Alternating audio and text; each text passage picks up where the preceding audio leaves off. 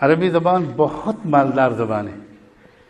مجھے علی گڑھ مسلم یونیورسٹی کے اس تاریخی آڈیٹوریم میں یہ کہتے ہوئے کوئی ہچکچاہٹ محسوس نہیں ہو رہی کہ انگریزی اور یورپین زبانیں عربی کے زمانے میں عربی کے مقابلے میں بہت غریب زبانیں، یہاں تک کہ عربی زبان پر زکوٰۃ فرض ہے، اور یہ زبانیں بیچاری انما الصدقات للفقراء، یہ بہت غریب زبانیں، بہت مسکین زبانیں ہیں واقعی.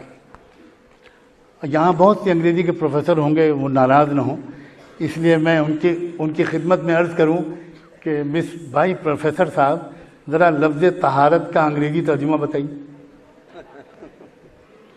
مسٹر پروفیسر صاحب برکت کا عربی لفظ بتائیے اور انگریزی کا لفظ بتائیے. کین یو ایکسپلین برکت ان انگلش؟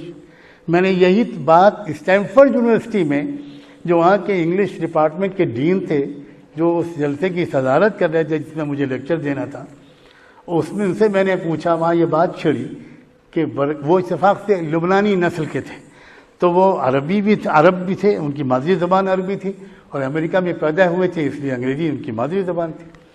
تو وہ بہتر شخص سے میری اس سوال کا جواب دینے کے لیے میں نے ان سے پوچھا کہ برکت کے لیے انگریزی میں کوئی لفظ ہے؟ تو کافی دیر وہ پریشان رہے اور پھر انہوں نے کہا سوری. تو میں نے ان سے کہا کہ نہیں سوری کرنے کی ضرورت نہیں، آپ کی تہذیب میں ہی برکت نہیں، تو زبان میں کہاں سے برکت آئے؟ الفاظ جو ہوتے ہیں یہ الفاظ تو دراصل تہذیبوں کے تجربے کی ترجمانی کے لیے بنتے ہیں. جب آپ کی تہذیب میں طہارت کا تجربہ نہیں، جب آپ کی تہذیب میں برکت نہیں، تو کوئی سوال ہی پیدا نہیں ہوتا کہ آپ کی زبان میں یہ الفاظ ہو.